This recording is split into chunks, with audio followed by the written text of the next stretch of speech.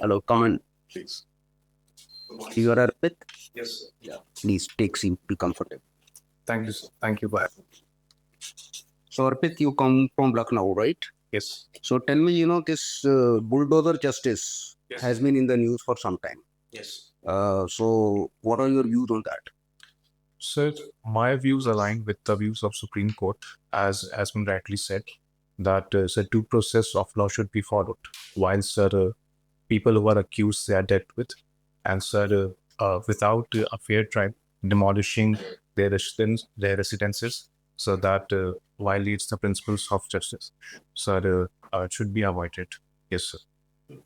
Tell me one thing about this UP. It's planning to be 1 trillion economy very soon. Yes. So what are the strategies being followed by the government at present? Yes. So there are various steps that have been undertaken to make UP a 1 trillion economy. So first of all, there is the flagship startup policy launched in 2020. So whereby in each of the 75 districts of Uttar Pradesh, incubation centers are being identified where budding entrepreneurs will be provided with seed funding so that they can expand their respective firms. These will not only help in generating greater product for the state, but also increase in overall employment levels. Apart from that, there is the step of one district, one product, whereby one indigenous product has been identified again from each of the district. And MSMEs would be promoted directly by giving them platforms through e-commerce. This is, but still at a macro level, what the government is planning. I mean, Yes. So startup, Yes. one OD, OP, so these are all okay. But at what is the macro vision? Yes, sir. On the macro level, sir, greater investment in infrastructure. Sir, a network of highways has been constructed throughout the state. Sir, most notable have been the Agra-Lucknow Expressway, sir, the Bundelkhand Expressway, which will connect the relatively less developed region of Purvanchal with the rest of the mainstream development. Sir, apart from that, UP has been the front runner as far as capital expenditure has been concerned. Sir, UP is the second fastest economy after Tamil Nadu. So this has been facilitated also in investment in the social sector, whereby investment in human development will ultimately lead it dividends for the state. So you think that earlier there's Bimaru tag given to UP, so we are now overcome that, or it is still you feel that there are areas with a lot of poverty and some more of a hype? What is your view on that? Yes, so I believe to a great extent that labor UP has been successful to overcome. However, scope of improvement remain. For example, as far as caste differences are concerned in UP, so they are most widespread. Especially in the relatively backward regions of Purvanchal again. People and facilities remains at the periphery. In educational and healthcare outcomes, greater investment could be channeled there. Yes. So your father is in civil service. Which service is he in? Sir, he is in Indian Police Service. Indian Police Service. And he is presently posted in Lucknow. Yes. So tell me, like, if you are asked, Yes. say the three major reforms which should be made in the Indian police. Yes. So what would be they? Sir, three major reforms I'm able to think of. So first of all is improving the public perception of police as an institution. Sir, largely people remain intimidated when they hear of police or when they have to approach police stations. Sir, by community policing and sensitization of persons, I believe it would be improved.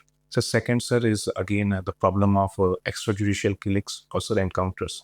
Sir, again, it is a form of summary justice which violates the due process of law. Institutions should be followed when people who are accused, they are being tried. And third is as far as emerging crimes are emerging, like digital arrest, cyber crimes. So their police needs to equip itself so that it can tackle these crimes effectively. So you have taken political science Yes. as a what? You see, if I make a statement that GST Council is a shining example of cooperative federalism, how would you react to that? Sir, I would affirm to that statement. Sir, earlier we had a regime where, sir, there was no centralized a platform where center and states can come together. So GST Council, so it enables both the center and various states to come together and so deliberate on the fiscal front. So They only deliberate, or I mean, it's more than that. sir, it's also a democratic platform where decisions are taken by consensus. Sir, states sir have 2/3 of the voting And the rights. decisions are always taken by consensus, or there is also provision of voting. Yes, sir. Is the provision that if states disagree, so sir, they can veto a decision. So that affirms with the principles of federalism. So, what is the voting percentage allotted to the states and center? Sir, with the center it is 1/3, and sir, with the states it's 2/3. And for say any resolution to be passed, what should be the voting percentage? Sir, for it to pass, 3/4 of the votes should be there. So now let me make another statement. Now, if the any proposal is to be passed by, I mean, 3/4, and center had 1/3, so then nothing can move until unless center says yes. So it is. I mean, is it? Don't you think it's biased towards center? Yes, sir. Sir, center does have greater weightage. However, sir, I would not like to see it in that manner, whereby center has a disproportionate say. Sir, even since this power is with the states also, if they disagree, sir, they can also veto a particular decision. So, sir, I believe there's an equality on that front. So there has been this new reform, calling it GST 2. So what have been the major changes that are there? Yes. Sir, rationalization of the tax slabs. So earlier they were 4, now they have been reduced to 2. And sir, there is also the 40% slab for the sin goods. And sir, efforts are also been undertaken to include the products that are not currently under GST within the ambit. So there was this compensation cess, so which was earlier in GST 1, so it has now been done away with. Yes. So why this compensation cess was put and why it was required? Yes. So GST so introduces say it is a destination-based tax, whereby so taxation would occur where the goods are ultimately consumed. So because of this, the states that were producing were expected to bear certain loss. This is to compensate that it was introduced. And it was there for a specific period. Sir, I'm not aware of that specific period. Okay. So now, like, once we are doing away with it, so the state will again face that problem, some of the states. Yes. So there is some issue in this regard, some discussion going on. Sir, I'm not aware of the exact discussion, sir. I'll read about. Okay. Now, so another thing which is being talked about is one nation, one election. Yes. So tell me, like, 3 pros and 3 cons of the concept. Yes. So 3 pros first. Sir, frequent imposition of moral code of conduct because of frequent elections. Sir, we get up with that when elections would be conducted simultaneously. Sir, in this way, the governments would be able to focus on governance rather than winning the next elections.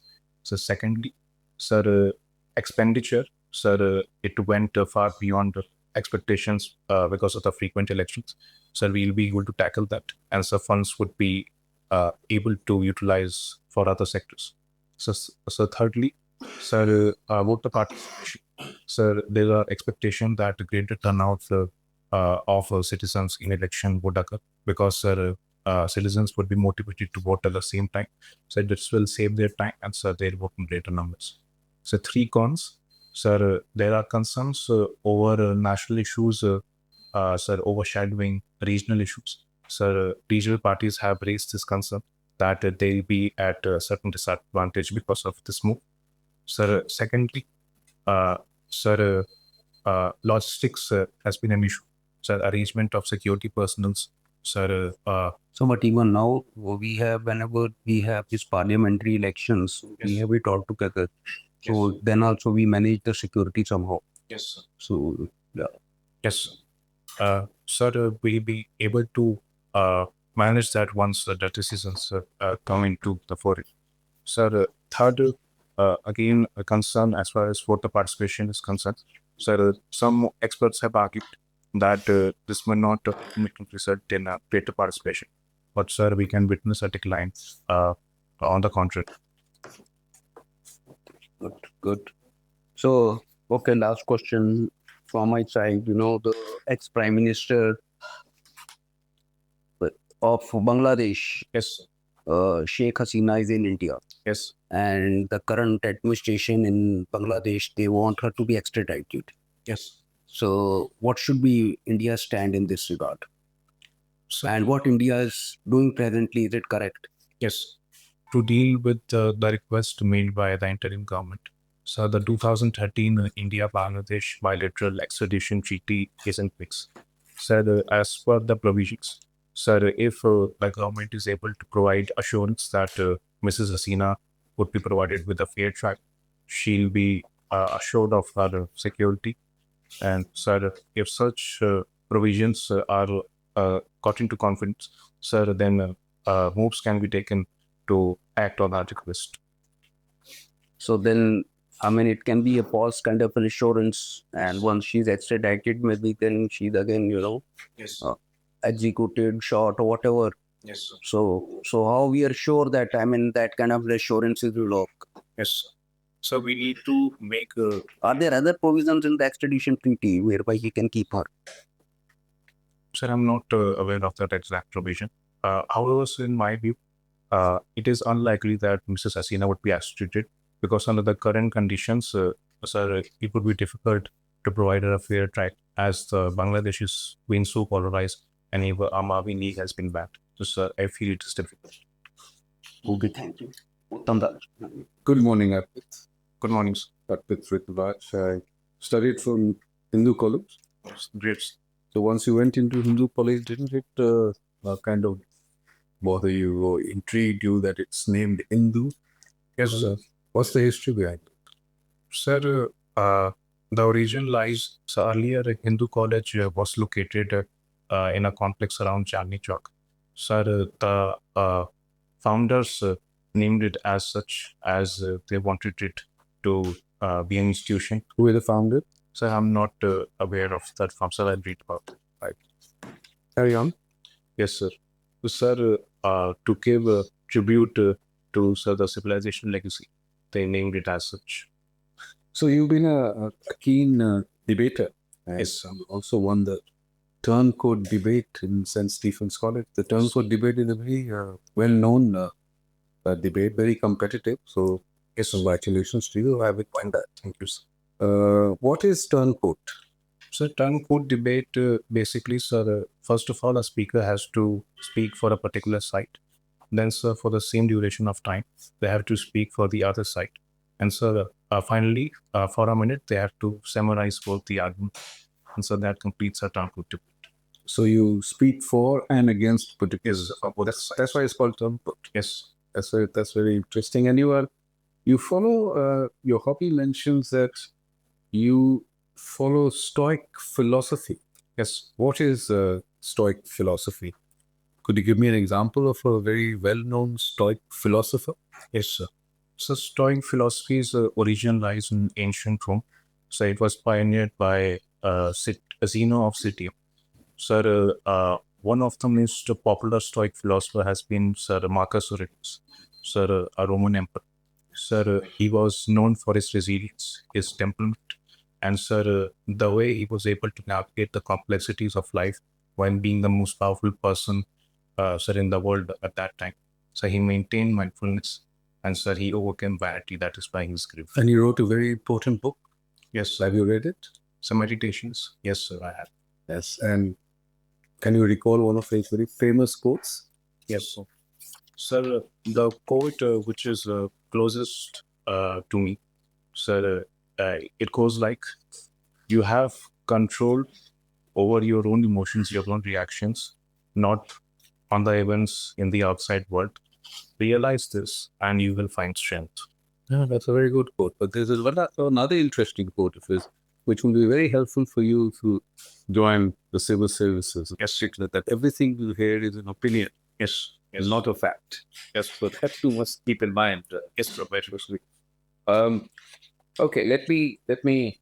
You have taken political science and international relations. Why didn't you take philosophy? Sir, my inclination has always been towards understanding governance, so understanding administration.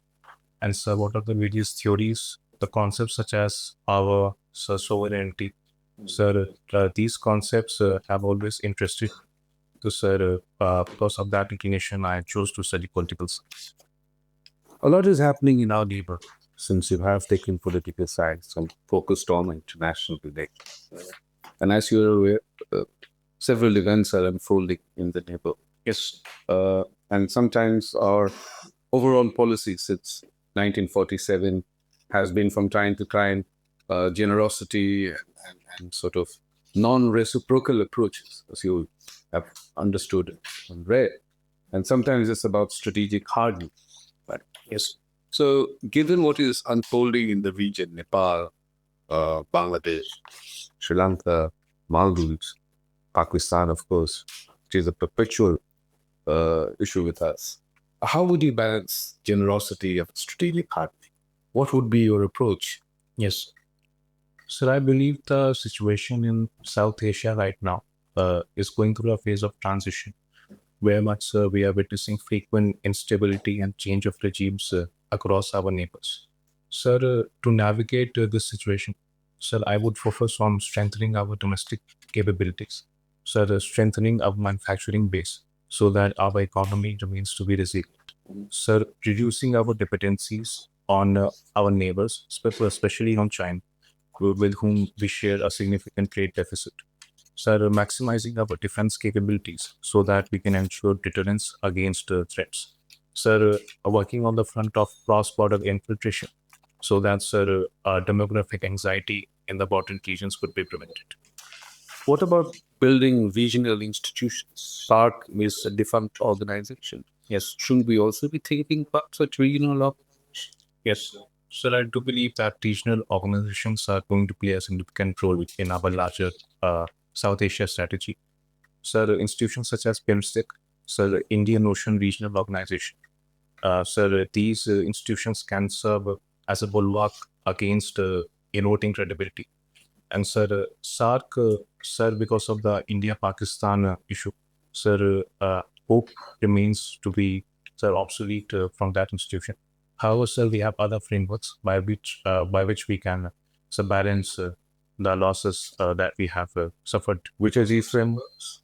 Sir, for example, sir, BIMSTEC, sir, cooperation in various sectors, sir, working on the front of maritime security, sir, protecting strategic and critical routes, sir, upgradation of our ports, sir, as sir, the project in Andaman and Nicobar, the Great Bharathiya project aligns with that vision, and sir, Indian Ocean Regional Organization, sir, to secure maritime security in the Indian Ocean regions, and so 4G cooperation not just with our South Asian neighbors, but also in the extended neighborhood in West Asia and Southeast Asia. Tell me, I mean, you must have often heard a very strong narrative called strategic autonomy. We often talk about that, and it's been strongly articulated by the Prime Minister and the External Affairs Minister. How different is it from the non-aligned approach that we had earlier? Yes. And do you think that strategic autonomy in today's world of polarized politics and bloc politics, does it really fit in? Yes. Sir, I believe strategic autonomy is the hallmark of sovereignty. Sir, in pursuit of an independent foreign policy, so strategic autonomy has to be our topmost priority. Sir, I don't see strategic autonomy in conflict with our approach of non-alignment. So non-alignment was one of the ways to secure our strategic autonomy in a highly polarized world marked by the Cold War. Sir, however, the idea of non-alignment has evolved to multi-alignment in the current world context, whereby, sir, we are able to forge partnerships with some partners who are individually in conflict with each other. For example, sir, we have partnerships with Iran as well, and sir, USA also. Sir, membership of various blocs, for example, sir, Quad, sir, BRICS, sir, the G20, sir, these are also a welcome step to enhance our strategic autonomy. And sir, in a world where sir, regional organizations, sir, organizations such as EU are attempting to direct the sovereignty of individual nations. So I believe strategic autonomy shall guide our way towards the larger pursuit towards our national interest. Okay, that's good. Let me just ask you one last final question. Your father is in the IPS. Yes. Have you not chosen IPS as your first option? So second preference. Why is that? So, You've seen IPS close now. yes. Uh-huh. So IPS being my second preference is not because of any antagonism towards the police service, but sir, based on my individual larger self-introspection. So I've realized that my aptitude lies towards working at the grassroots level. So working in developmental sectors such as primary healthcare and education, where I would like to work. So I believe I'll have a greater scope to work in these sectors. That's why, sir, I've chosen administrative service as my first preference. Okay, so nonetheless, I'll still ask you a very situational question. Yes. That you are, for example, posted in a district as a police officer. Yes. And there's a violent protest, which turns very communal. Yes. And the internet shutdown is being considered very strongly because, rumors spread very rapidly. What factors will guide your decision in a situation like this? Yes. Sir, the factors that will guide my decision, sir, intelligence output, sir, which are being derived from certain NAT grade sir, portal, and sir, also, sir, the local nodal officers that are posted in the region. Sir, larger sir, social dynamics, so that, sir, any action does not lead to further deterioration of the situation. Sir, monitoring of social media, so that, sir, the spread of inflammatory content could be moderated. And so lastly, I would focus on community engagement and so sensitization. Sir, there's a statement I recall of my father, which is, sir, every police officer is a civilian in uniform, and so every civilian is a police officer without uniform. This community engagement has to be the foremost front to maintain law in our society. Well, thank you, Arpit. Thank you, sir. Over to you. So Arpit, Yes. you are from UP, right? Yes. Don't you think that UP as a state is too big to be governed properly? It requires some kind of reorganization. Do you think that it is required? Yes. On what basis? If at all, let us say tomorrow UP is reorganized. Yes. What should be the factors that should be kept in mind for reorganizing the state? Yes.